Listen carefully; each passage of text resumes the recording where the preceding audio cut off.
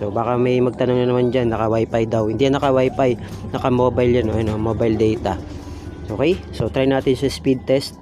Ganun po yung gagawin nyo mga boss.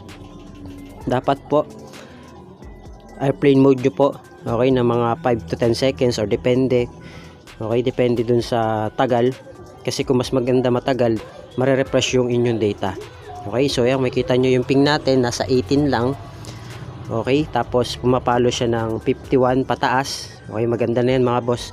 Dapat yung download nyo nasa 15 pataas at yung upload nyo nasa 10 pataas. Basta yung MS nyo o yung ping nyo dapat nasa 15 to 25 ms lang. Mas maganda na yun mga boss.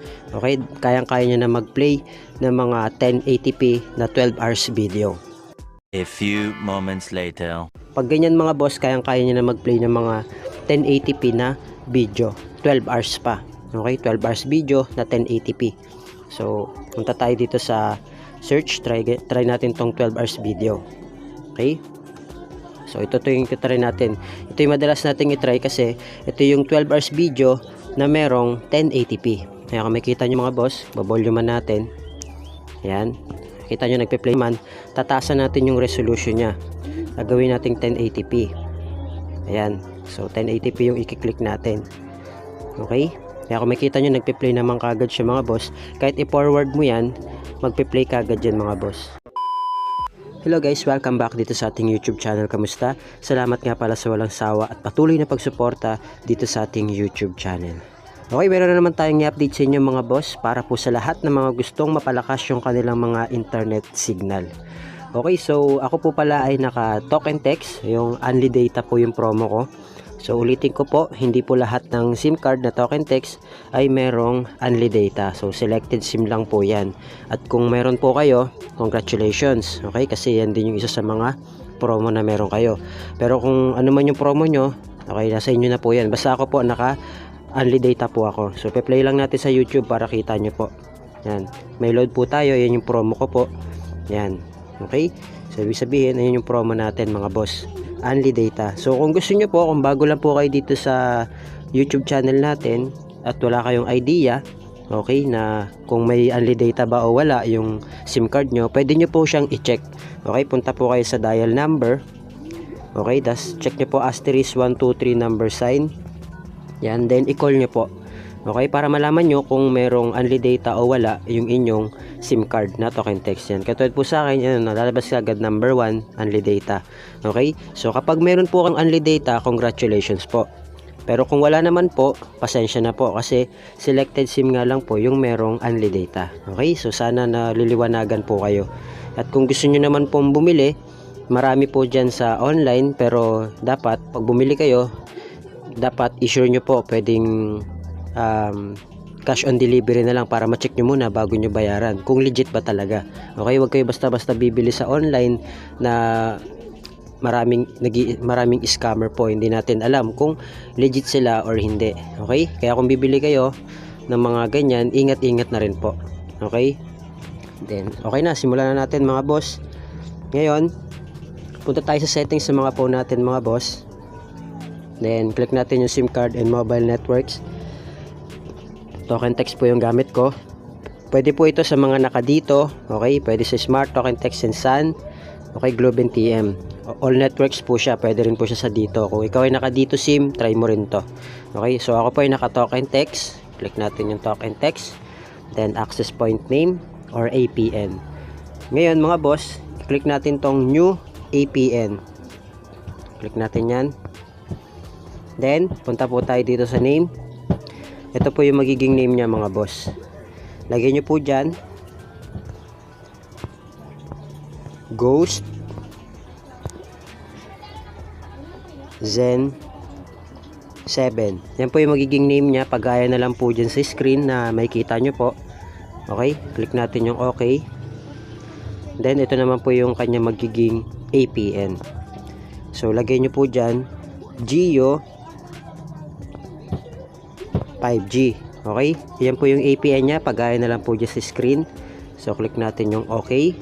So ulitin ko po yung 4G lang po yung phone ko. Ngayon, kung 4G o 5G rin yung phone nyo, mas maganda kung 5G. Okay, mas gaganda siya, mas bibilis. Okay, so yung gamit kong phone, pang 4G lang po siya. 4G LTE lang po. Okay, pero working din yun sa mga 5G.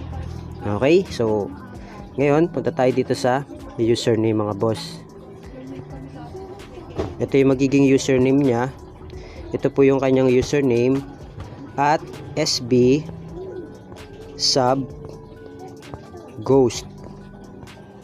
Okay, pagaya na lang po dyan sa screen, username at SB sub ghost.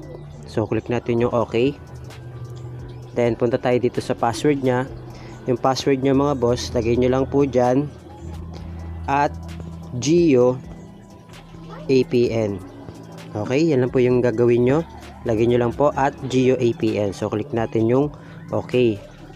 Then sa server naman mga boss, ito po yung gagawin nyo dyan. Ito po yung ilagay nyo, www.google, malaki po yung .com. Okay, gayahin nyo po yung nasa screen, yung server natin, www.google.com. Capital po yung G. Okay, naka-capital letter po siya. So click natin yung okay. Then pagdating po dito sa authentication type, ilalagay nyo po dyan pop or chop. Okay, pop or chop lang po. Then hindi tayo mag-setup ng APN type. Okay, di na natin gagalawin yan. Dito na kagad tayo sa APN protocol. So ang gagawin nyo dyan, lagay nyo po sa IPv4, IPv6. Okay, click nyo po yan. Then dito naman po sa kanyang APN roaming protocol, ganun din po, IPv4, IPv6. Click OK. Then ito yung pinakamahalaga mga boss, yung bearer nya.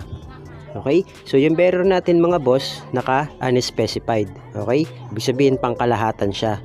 So ngayon babaguhin naman natin mga boss, ito naman yung magiging setup nya. Tatanggalin naman na natin yung unspecified. Okay, panoorin nyo po mabuti to. So ito po yung magiging bearer natin mga boss ha. Patry na lang po. So lagay nyo dyan LTE, HSPAP, HSPA at HSUPA. So apat yan ha, apat na yan mga boss. Hindi pa tapos tayo, meron pa tayo dito sa baba. Lalagay nyo po dyan EVDOB, yan, then EVDOA. So panoorin nyo po mabuti mga boss.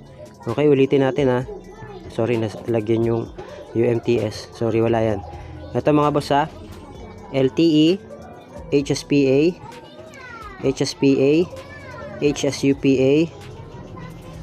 Yan, so wala to. Yan, LTE, HSPAP, HSPA at HSUPA. So apat dito sa taas, then dalawa dito sa baba mga boss. EVDOP, EVDOA. Okay, then click natin yung okay. Then click natin tong more. Click natin yung save. Okay, kapag ka nagawa nyo ng mga boss, na save nyo na yung ginawa nyong APN, i-click nyo lang po yan. Okay, then kapag ka naklik nyo siya mga boss, pwede po kayo mag airplane mode ng mga 10 seconds o 5 to 10 seconds. Airplane mode nyo po. Okay, para ma-refresh yung inyong data. Okay, so yan na, naka-data ako mga boss. Ayan o, mobile data po. Okay, yan na. So naka-hotspot lang po ako kasi naka-connect sa akin yung tatlong phone. Okay, ginawa ko siyang hotspot. Okay, so yung phone ko nakasalpak, pati yung cellphone ng asawa ko tsaka ng anak ko. So tatlo silang naka-connect dito. Cellphone ko na isa, tapos cellphone ng asawa ko tsaka ng anak ko. So itong ginagamit ko cellphone ngayon, yung pang-vlog natin, ito yung ginawa kong pang wifi. Okay, kaya naka-connect silang tatlo dito. Okay, tatlo yung naka-connect sa akin. Ayan na, hindi po wifi gamit ko, data po yan. Okay, so baka may magtanong na naman dyan, naka-wifi daw. Hotspot po yan, hindi yan wifi. Okay, ayan o, mobile data yung gamit natin. So yung nagagamit ko pala mga boss ay nakaka 16 gig na ako ngayong araw. At ngayong buwan, okay, nakaka 130.1 gig na ako. Okay, so baka may magtanong na naman dyan, naka wifi daw. Hindi yan naka wifi, naka mobile yan, ano, mobile data.